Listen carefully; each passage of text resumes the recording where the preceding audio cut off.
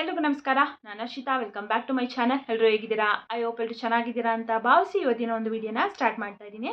Already ನಿಮಗೆ title ತಮ್ಲೈನ್ ನೋಡಿ ಗೊತ್ತಾಗಿರುತ್ತೆ ಇವತ್ತಿನ ವಿಡಿಯೋದಲ್ಲಿ ಯಾವ ಮಾಹಿತಿ ಬಗ್ಗೆ ತಿಳಿಸ್ಕೊಡ್ತಾ ಇದ್ದೀನಿ ಅಂತ ಹೇಳ್ಬಿಟ್ಟು.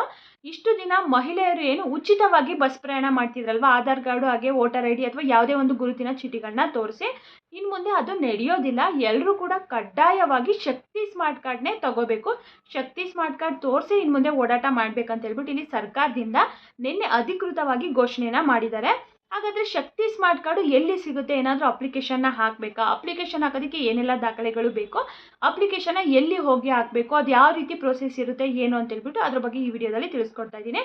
ಇನ್ನು ಮುಂದೆ ಕಡ್ಡಾಯವಾಗಿ ಶಕ್ತಿ ಸ್ಮಾರ್ಟ್ ಕಾರ್ಡೇ ಬೇಕು ಅಂತ ಹೇಳ್ಬಿಟ್ಟು ತಿಳಿಸಿದ್ದಾರೆ.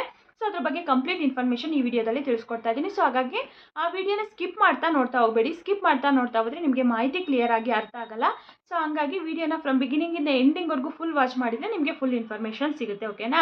ಹಾಗೆ ಅದಕ್ಕಿಂತ ಮುಂಚೆ ನೀವೇನಾದರೂ ನನ್ನ ಚಾನಲ್ನ ಫಸ್ಟ್ ಟೈಮ್ ನೋಡ್ತಾ ಇದ್ದೀರಾ, ಹೊಸದಾಗಿ ಏನಾದರೂ ನನ್ನ ಚಾನಲ್ ನೋಡ್ತಾ ಇದ್ದೀರಾ ಅಂದರೆ ಪ್ಲೀಸ್ ಅರ್ಷಿತಾ ಯೂಟ್ಯೂಬ್ ಚಾನಲ್ನ ಸಬ್ಸ್ಕ್ರೈಬ್ ಮಾಡ್ಕೊಳ್ಳಿ. ಹಾಗೆ ಈ ವಿಡಿಯೋ ಇಷ್ಟ ಆದರೆ ವಿಡಿಯೋಗೊಂದು ಪ್ಲೀಸ್ ಲೈಕ್ ಮಾಡಿ.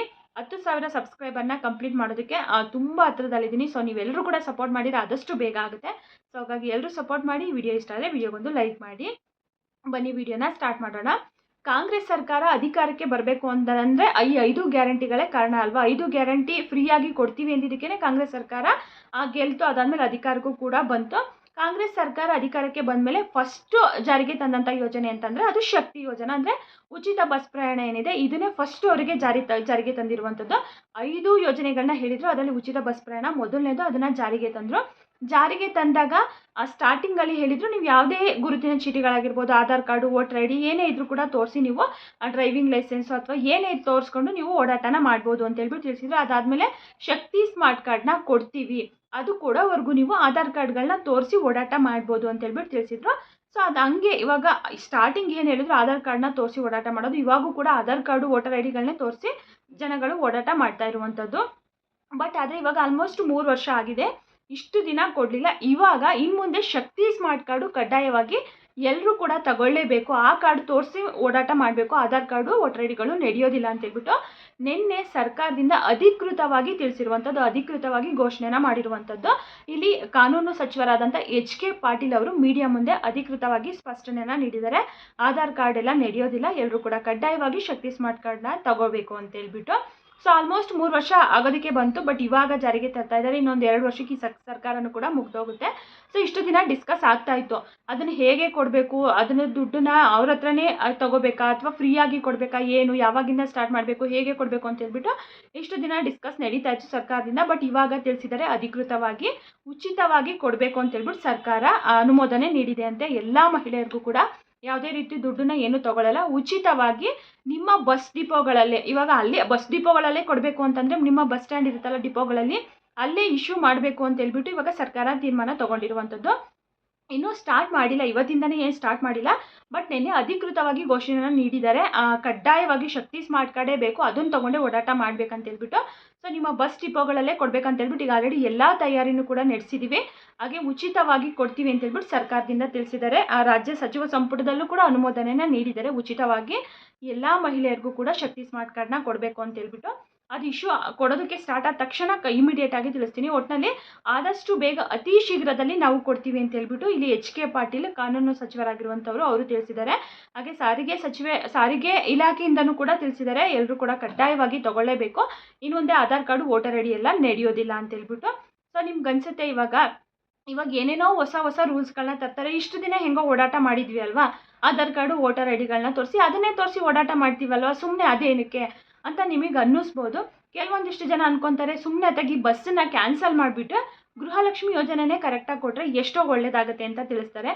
ಸ್ಟಾರ್ಟಿಂಗ್ ಈ ಉಚಿತ ಬಸ್ ಪ್ರಯಾಣ ಬಂದಾಗಂತೂ ಎಷ್ಟೋ ಜನ ಬೈಕೊಂಡಿದ್ದಾರೆ, ಯಾಕಾದರೂ ಮಾಡಿದ್ರಪ್ಪ, ಇದು ನಾವು ಓಡಾಟ ಮಾಡೋಕ್ಕಾಗಲ್ಲ, ಎಷ್ಟು ರಶ್ ಆಗಿದೆ ಅಂತಂದರೆ. ಇತ್ತೀಚೆಗೆ ಬಸ್ಗಳು ಈ ಫ್ರೀಯಾಗಿ ಬಸ್ ಮಾಡಿದಾಗಿಂದನೂ ಕೂಡ ಬಸ್ಸಿಗೆ ಹತ್ತೋದಕ್ಕಾಗಲ್ಲ, ಇಳಿಯೋದಕ್ಕಾಗಲ್ಲ. ಸ್ಕೂಲ್ಗೆ ಹೋಗೋ ಮಕ್ಕಳುಗಳಿಗೆ ಮತ್ತು ವಯಸ್ಸಾದಂಥವ್ರಿಗೆ ಹಾಗೆ ಬಸ್ಗಳನ್ನೂ ಕೂಡ ಸ್ವಲ್ಪ ಕಡಿಮೆ ಮಾಡಿಬಿಟ್ಟಿದ್ದಾರೆ. ಸೊ ಹಂಗಾಗಿ ತುಂಬ ಕಷ್ಟ ಆಗ್ತಾಯಿದೆ. ಕೆಲವೊಂದಿಷ್ಟು ಜನ ಸ್ಟಾರ್ಟಿಂಗಲ್ಲೇ ಅಪೋಸನ್ನ ಮಾಡಿದರು, ಬೇಡ ಇದನ್ನು ಬಂದ್ ಮಾಡಿ ಬೇಡ ಅಂತ ಹೇಳ್ಬಿಟ್ಟು. ಬಟ್ ಸರ್ಕಾರ ಯಾವ ಯೋಜನೆಯೂ ಕೂಡ ನಾವು ಬಂದ್ ಮಾಡಲ್ಲ, ನಮ್ಮ ಸರ್ಕಾರ ಇರೋವರೆಗೂ ನಾವು ಕೊಡ್ತೀವಿ ಅಂತ ಹೇಳ್ಬಿಟ್ಟು ತಿಳಿಸಿದ್ರು. ಸೊ ಇವಾಗ ಆಲ್ಮೋಸ್ಟ್ 3 ವರ್ಷ ಆಗೋದಕ್ಕೆ ಬಂತು, ಯಾವ ಯೋಜನೆಯೂ ಕೂಡ ಕ್ಲೋಸ್ ಮಾಡಿಲ್ಲ, ಕೊಡ್ತಾ ಇದ್ದಾರೆ.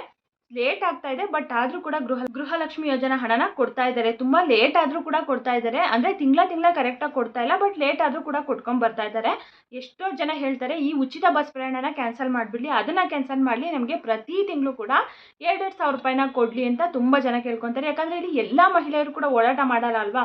ಇವಾಗ ನಾವೇ ಫಾರ್ ಎಕ್ಸಾಂಪಲ್ ತಗೊಳ್ಳೋದಾದ್ರೆ ಉಚಿತ ಬಸ್ ಪ್ರಯಾಣ ಮಾಡಿದಾಗಿಂದನೂ ಇಲ್ಲಿವರೆಗೂ ಕೂಡ ಒಂದು 2 ಸರಿ 3 ಸರಿ ಹೋಗಿದ್ದೀವಿ ನಾವು ಬಸ್ಸಲ್ಲಿ ಅಷ್ಟೇ, ಅದಕ್ಕಿಂತ ಹೆಚ್ಚಿಗೆ ಹೋಗೇ ಇಲ್ಲ. ಸೊ ಹಂಗೆ ಎಷ್ಟೋ ಜನ ಮಹಿಳೆಯರು ಇರ್ತಾರೆ, ಓಡಾಟನೇ ಮಾಡಲ್ಲ, ಎಲ್ಲೂ ಹೋಗಲ್ಲ ಬರಲ್ಲ, ಮನೇಲೇ ಇರ್ತಾರಲ್ಲ, ಅಂಥವ್ರಿಗೆಲ್ಲ ಒಂದು ರೀತಿ ಲಾಸ್ ಆಗುತ್ತೆ ಅಂತಲೇ ಹೇಳ್ಬೋದು. ಇನ್ನು ಡೈಲಿ ಕೆಲ್ಸಕ್ಕೆ ಹೋಗೋ ಅಂಥವ್ರಿಗೆ, ಡೈಲಿ ಓಡಾಟ ಮಾಡುವಂಥವ್ರಿಗೆ ತುಂಬ ಹೆಲ್ಪ್ ಆಗಿದೆ ಬಿಡಿ. ಸೊ ಡೈಲಿ ಓಡಾಡಲ್ಲ ಅನ್ನೋರಿಗೆ ಸ್ವಲ್ಪ ಬೇಜಾರಾಗಿರುತ್ತೆ, ಅದನ್ನು ಕ್ಯಾನ್ಸಲ್ ಮಾಡಿ ಗೃಹಲಕ್ಷ್ಮಿ ಕೊಟ್ಟರೆ ಎಷ್ಟೋ ಚೆನ್ನಾಗಿರುತ್ತೆ ಅಂತ ಹೇಳ್ಬಿಟ್ಟು. ಸೊ ನಿಜವಾಗ್ಲೂ ಆ ರೀತಿ ಏನಾದರೂ ಮಾಡಿದರೆ ಎಷ್ಟೋ ಸರ್ಕಾರಕ್ಕೆ ಇನ್ನೂ ಕೂಡ ಬೆನಿಫಿಟ್ ಆಗ್ತಿತ್ತು ಅಂತ ಅನ್ಸುತ್ತೆ. ಯಾಕಂತಂದರೆ ಇವಾಗ ಗೃಹಲಕ್ಷ್ಮಿ ಯೋಜನೆ ಹಣ ಕೊಡೋದಕ್ಕೆ ನೋಡಿ ಎಷ್ಟು ಕಷ್ಟಪಡ್ತಾ ಇದ್ದಾರೆ ಸರ್ಕಾರ. ಇಲ್ಲಿ ವಿರೋಧ ಪಕ್ಷದವರೆಲ್ಲ ಹೇಳ್ತಾರೆ ಸರ್ಕಾರದ ಬಳಿ ಹಣ ಇಲ್ಲ, ಸೊ ಸರ್ಕಾರ ದಿವಾಳಿ ಆಗಿದೆ, ಖಜಾನೆ ಖಾಲಿಯಾಗಿದೆ, ರಾಜ್ಯ ಅಭಿವೃದ್ಧಿ ಮಾಡ್ತಾ ಇಲ್ಲ, ಅದಕ್ಕೆ ಇವರು ಹಣನ ಕರೆಕ್ಟಾಗಿ ಕೊಡ್ತಾ ಇಲ್ಲ, ಒಪ್ಕೊಳ್ಳೋಕೆ ರೆಡಿ ಇಲ್ಲ, ಒಪ್ಕೊತಾ ಇಲ್ಲ ಅಂತ. ಸೊ ಈ ರೀತಿ ಎಲ್ಲ ತಿಳಿಸ್ತಾ ಇದ್ದಾರೆ. ಹಾಗಾಗಿ ಅಟ್ಲೀಸ್ಟ್ ಒಪ್ಕೊಬೇಕು, ನಮ್ಮ ಹತ್ರ ಇಷ್ಟು ಕೊಡೋದಕ್ಕಾಗಲ್ಲ, ಇಷ್ಟು ವರ್ಷ ಕೊಟ್ಟಿದ್ದೀವಲ್ಲ, ಇಷ್ಟನ್ನೇ ಖುಷಿಪಡಿ. ಇನ್ನು ಮುಂದೆ ಈ ಒಂದನ್ನ ಕ್ಯಾನ್ಸಲ್ ಮಾಡ್ತೀವಿ, ಇನ್ನು ಗೃಹಲಕ್ಷ್ಮಿನೇ ಕರೆಕ್ಟಾಗಿ ಕೊಟ್ಕೊಂಡು ಹೋಗ್ತೀವಿ ಅಂತೇಳಿ ತಿಳಿಸಿದ್ರೆ ನಿಜವಾಗ್ಲೂ ಎಷ್ಟೋ ಮಹಿಳೆಯರಿಗೆ ಖುಷಿ ಆಗುತ್ತೆ. ಇದ್ರ ಬಗ್ಗೆ ನಿಮ್ಗೆ ಏನು ಅನಿಸುತ್ತೆ ಅನ್ನೋದನ್ನು ಕಮೆಂಟ್ ಮಾಡಿ. ನನ್ನ ಅಭಿಪ್ರಾಯ ಇದು, ನಿಮಗೇನು ಅನಿಸುತ್ತೆ ಅನ್ನೋದನ್ನು ಕಮೆಂಟ್ ಮಾಡಿ. ಸೊ ಶಕ್ತಿ ಸ್ಮಾರ್ಟ್ ಕಾರ್ಡ್ನ ನೀವೆಲ್ಲೂ ಹೋಗಿ ಅಪ್ಲಿಕೇಶನ್ ಹಾಕೋಂಗಿಲ್ಲ, ಯಾವ ಕಚೇರಿಗೂ ಕೂಡ ಹೋಗೋಂಗಿಲ್ಲ. ಕರ್ನಾಟಕವನ್ನು ಬೆಂಗಳೂರು ಗ್ರಾಮವನ್ಗಳಿಗೆ ಎಲ್ಲೂ ಹೋಗಿ ಅರ್ಜಿನ ಸಲ್ಲಿಸೋ ಆಗಿಲ್ಲ. ವೆಯ್ಟ್ ಮಾಡಿ, ಬಹುಶಃ ನಿಮ್ಮ ಬಸ್ ಡಿಪೋಗಳಲ್ಲೇ ಕೊಡ್ತೀವಿ ಅಂತ ಹೇಳಿ ತಿಳಿಸಿದಾರಲ್ವ. ಸೊ ಆಧಾರ್ ಕಾರ್ಡನ್ನ ಒಂದನ್ನು ತೋರಿಸಿದ್ರೆ ಸಾಕು ಕೊಡ್ತಾರೆ ಅಂತ ಅನಿಸುತ್ತೆ ಅಷ್ಟೇ, ಬೇರೆ ಏನೂ ದಾಖಲೆಗಳನ್ನ ತಗೊಳ್ಳಲ್ಲ. ಯಾಕಂದರೆ ಆಧಾರ್ ಕಾರ್ಡಲ್ಲಿ ಎಲ್ಲ ಪ್ರೂಫ್ ಕೂಡ ಇರುತ್ತಲ್ವ, ಅಡ್ರೆಸ್ ಪ್ರೂಫು, ಮೊಬೈಲ್ ನಂಬರು, ನಿಮ್ಮ ಫೋಟೋ ಎಲ್ಲ ಇರೋದ್ರಿಂದ ಅದೊಂದೇ ಸಾಕಾಗುತ್ತೆ ಅನಿಸುತ್ತೆ. ಅದೊಂದನ್ನು ತೊಗೊಂಡೋಗಿ ಮೇ ಬಿ ನೀವು ಶಕ್ತಿ ಸ್ಮಾರ್ಟ್ ಕಾರ್ಡ್ನ ಪಡಿಬೋದು ಅನಿಸುತ್ತೆ. ಇಶ್ಯೂ ಮಾಡೋದಕ್ಕೆ ಸ್ಟಾರ್ಟ್ ಮಾಡಿ ತಕ್ಷಣ ನಾನು ಮತ್ತೆ ತಿಳಿಸ್ತೀನಿ. ಸೊ ಇವಾಗ ಕಡ್ಡಾಯವಾಗಿ ಎಲ್ಲರೂ ತೊಗೋಬೇಕು ಅಂತ ತಿಳಿಸಿದ್ದಾರೆ. ಈ ಮಾಹಿತಿ ಎಲ್ರಿಗೂ ಕೂಡ ಗೊತ್ತಿರಲಿ. ಇನ್ನೇನು ಅತಿ ಶೀಘ್ರದಲ್ಲಿ ಪ್ರಾರಂಭ ಮಾಡ್ತಾರೆ, ಬಿಟ್ಟ ತಕ್ಷಣ ಇಮಿಡಿಯೇಟ್ ಆಗಿ ತಿಳಿಸ್ಕೊಡ್ತೀನಿ. ಇವತ್ತಿನ ಮಾಹಿತಿ ಇದಾಗಿತ್ತು. ಯಾರೆಲ್ಲ ವಿಡಿಯೋ ನೋಡಿದ್ದೀರಾ ಎಲ್ರಿಗೂ ಕೂಡ ತುಂಬಾ ಧನ್ಯವಾದಗಳು. ಮತ್ತೆ ಮುಂದಿನ ವಿಡಿಯೋದಲ್ಲಿ ಸಿಗ್ತೀನಿ. Thank you.